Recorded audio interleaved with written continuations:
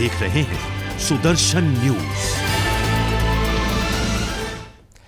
नमस्कार, बहुत स्वागत है आप सभी का यूपी विशेष में। मैं हूं आपके साथ संभव गुप्ता। और चलिए खबरों में हम सबसे पहले बात करेंगे उत्तर प्रदेश के चंदौली की, जहां पर एक सराहनीय काम किया गया है। दरअसल यूपी के चंदौली में डीएसपी के प्रयास से एक गरीब लड़की की धूमधाम के साथ शादी कराई गई, जिसमें लड़की पक्ष की तरफ से शादी की सभी रस्मों को पुलिस कर्मियों ने निभाया है।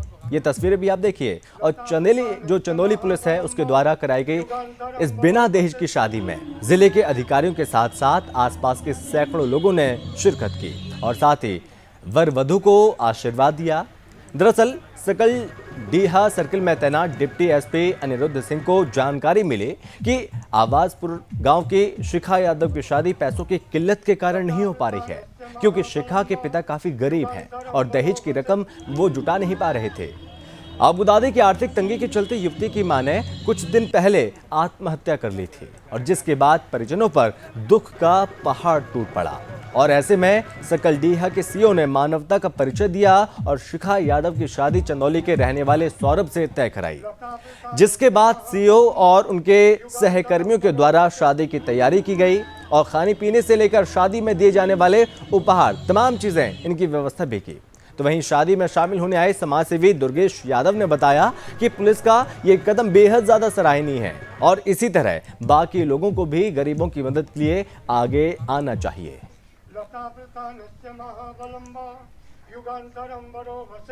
जरूरतमंद पिता थे और आर्थिक तंगी है, उनको परेशान थे थोड़ा।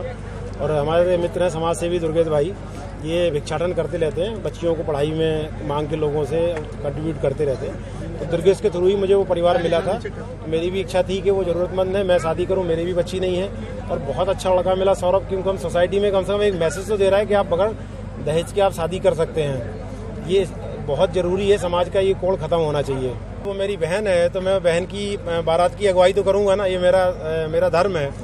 और इस आयोजन के लिए भी आपके पत्रकार मित्र भी और हमारे ये सब साथी हम लोग और हमारे बचपन के दोस्त सब मिलके कंट्रीब्यूट किए हैं। तो एक ये अच्छा भव्य आयोजन हो गया है और वो मेरी बहन है। पुलिस का यह कदम सराहनीय है और ये इस कदम से देश में निवास करने वाले सभी लोगों को सबक लेना चाहिए और आगे बढ़ करके ऐसे गरीब बच्चों का शादी या मंगनी रस्म पूरी करानी चाहिए। और आज जो यहाँ मैंने देखा, हमको बहुत अच्छा लगा कि एक पुलिस परिवार ने एक सच में भाई और बहन का जो एक संबंध और फर्ज होता है उसको उन्होंने चढ़ बढ़ करके निभाया। और यह शादी बहुत ऐतिहासिक शादी हो रही है और ऐसा होना चाहिए। भविष्य में लोगों को दहेज लोभियों को दिखाने के लिए मतलब ये सब चीजें होना चाहिए। यूपी के हापुड़ में एक कार की चपेट में आने से युवक की मौत हो गई। अबुदाबी यह हादसा सड़क पार करते वक्त हुआ, जो कि गढ़ मुक्तेश्वर का बताया जा रहा है और जहां पर मुरादाबाद की तरफ से आ रही कार की चपेट में आने से युवक गंभीर रूप से घायल हो गया और जिसके बाद कार में सवार तीनों युवकों ने मानवता की मिसाल देते हुए घायल को प्राथमिक स्वास्थ्य केंद्र सिंभवली में भर्ती कराया, लेकिन हालत गंभीर होने पर डॉक्टर आनंद मणि चिकित्सा अधिकारी ने उसको हायर सेंटर रेफर कर दिया और जहां इलाज के दौरान हादसे में घायल व्यक्ति की मौत हो गई।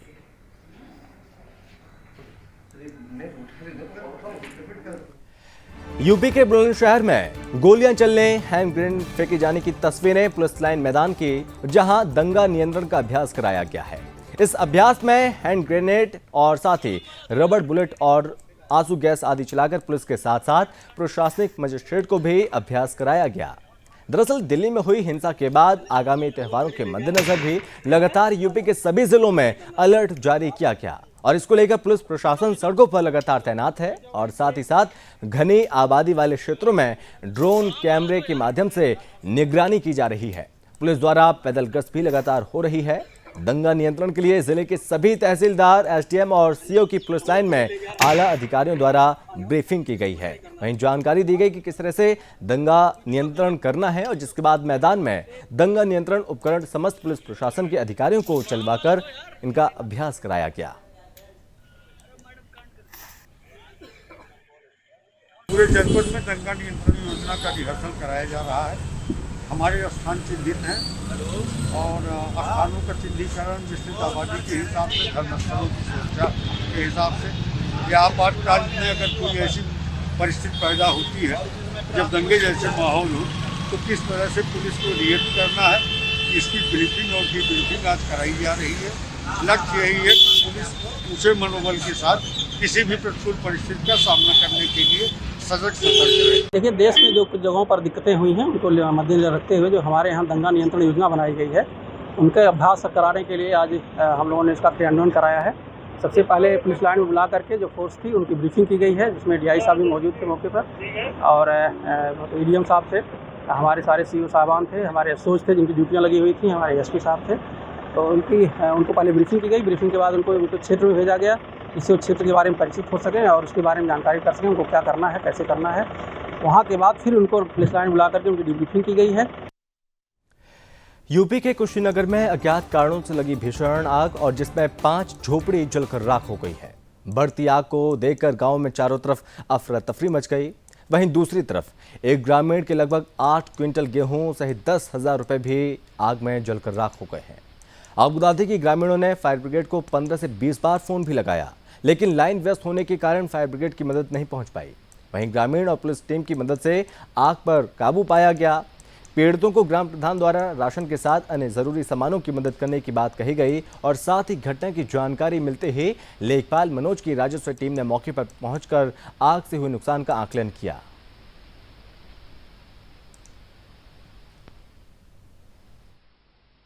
तो इस घटना के क्रम में देखते हुए ग्राम अध्यक्ष हैं, उन्होंने बता रहे हैं कि फायर ब्रिगेड को हम लोगों ने 20 बार फोन किया, मगर अभी तक कोई प्रक्रिया सामने नहीं। आइए उनके मुंह से सुनते हैं कि आखिर कहना क्या है उनका। मुझे सूचना मिली जी। मैं प्रेजेंट टाइम में मैं परतावल में था जी। परतावल से मैं बिहारी छपरा आते आते मैंने 20 चक्कर में फायर ब्रिगेड को नंबर लगाया है, अभी तक फोन नहीं लगा है।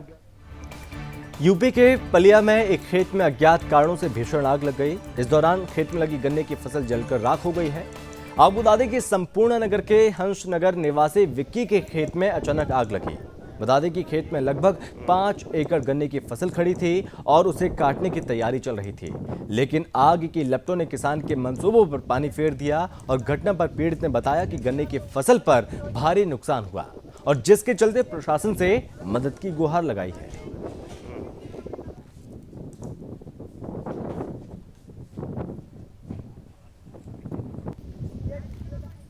खबर यूपी के संभल से है, जहां पर धोखाधड़ी से ट्रैक्टर ट्रॉली को किराए की बात कहकर ले जाने के संबंध में संभल पुलिस को कई शिकायतें मिल रही थी और लगातार कई लोग इस ठगी के शिकार भी हो रहे थे और जिस पर संभल पुलिस ने एक्शन लिया। पुलिस अधीक्षक के द्वारा टीमों का गठन कराया। आपको बता दें कि ठगी के शिकार हुए महेश ने थाना रजपुरा में जाकर अपने साथ हुई धोखाधड़ी की तहरीर दी। वही मामले की गंभीरता को देखते हुए अपराध और अपराधियों पर प्रभावी नियंत्रण के लिए चलाए गए अभियान में 5 आरोपियों को गिरफ्तार कर लिया गया और साथ ही 12 ट्रैक्टर भी बरामद किए गए। फिलहाल पुलिस पूरे मामले की छानबीन कर आगे की कार्रवाई में जुटी है।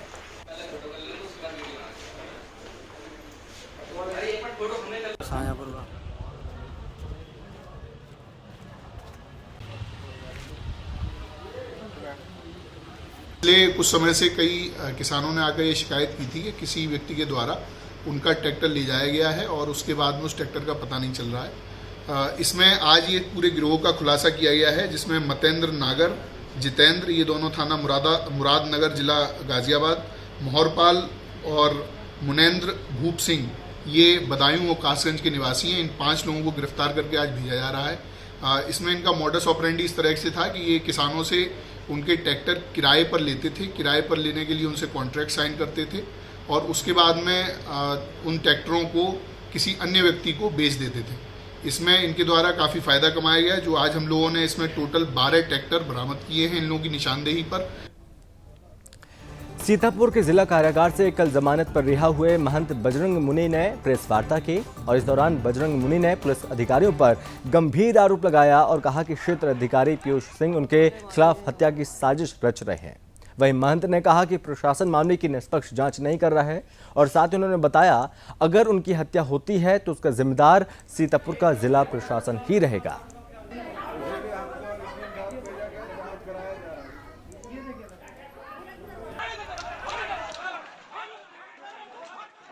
हमने इसलिए प्रेस कॉन्फ्रेंस बुलाई है, आप जानते हो किस प्रकार से मुसलमान यहाँ 80% है, हिंदू 20% अल्पसंख्यक है। तो 20% जहाँ हिंदू होगा उसका रहना कितना दुश्वार होगा। किस प्रकार से यहाँ हिंदुओं के ऊपर अत्याचार हो रहा था, बहु बेटियों का खुलेआम उनके साथ अत्याचार हो रहा था। जब मैंने आवाज़ उठाई तो मेरे ऊपर 9 बार हमला किया गया। आज मैं अपाहिज अवस्था में हूँ, इसकी आवाज़ किसी ने नहीं उठाई। उस दिन जब हम जो है कलश यात्रा निकाल रहे थे तो शीशे वाली मस्जिद के सामने मुसलमान निकल कर भीड़ में बहु बेटियों को धक्का मारना प्रारंभ कर दिया। जब हमने इसका विरोध किया तो एक प्रोपोगंडा वो मेरे खिलाफ ही अलग से तैयार कर दिया गया। अगर उस दिन प्रशासन सजग नहीं होता और मैं सजग नहीं होता तो करौली जैसी घटना होती, कोई चैनल उसको दिखाता तब नहीं। और चलिए बढ़ते हैं आगे। रूपी डीहा नेपाल बॉर्डर के शिवपुरा पोस्ट के जवानों ने भारत में चरस ला रहे एक तस्कर को गिरफ्तार किया, पुलिस के हवाले कर दिया। नेपाल बॉर्डर पर मादक पदार्थों की तस्करी सुरक्षा बलों के लिए सरदर्द बन चुकी है। 1860 किलोमीटर लंबी भारत और नेपाल की खुली सीमा तस्करों के लिए किसी वरदान से कम नहीं है। भारतीय सीमा से सटे नेपाली इलाकों से भारत में चरस की खेप भेजी जाती है, जबकि चप्पे चप्पे पर एसएसबी के जवानों की चौकियां भी मौजूद हैं। एसएसपी के अधिकारियों ने बताया कि पकड़ा गया आरोपी नेपाली जिला बर्दिया का रहने वाला है और रात के अंधेरे का फायदा उठाकर चरस को सीमा पार ला रहा था और पेट्रोलिंग कर रहे जवानों ने इसे गिरफ्तार किया। फिलहाल आगे की कार्रवाई जारी है।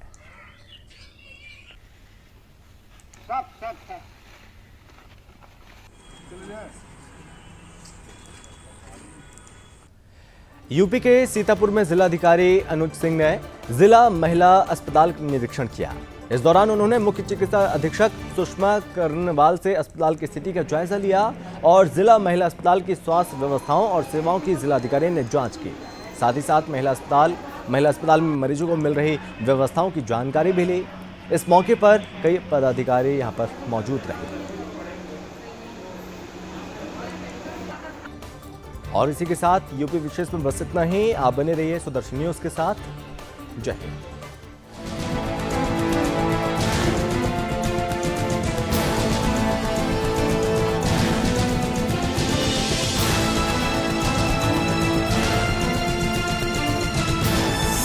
आप देख रहे हैं सुदर्शन न्यूज।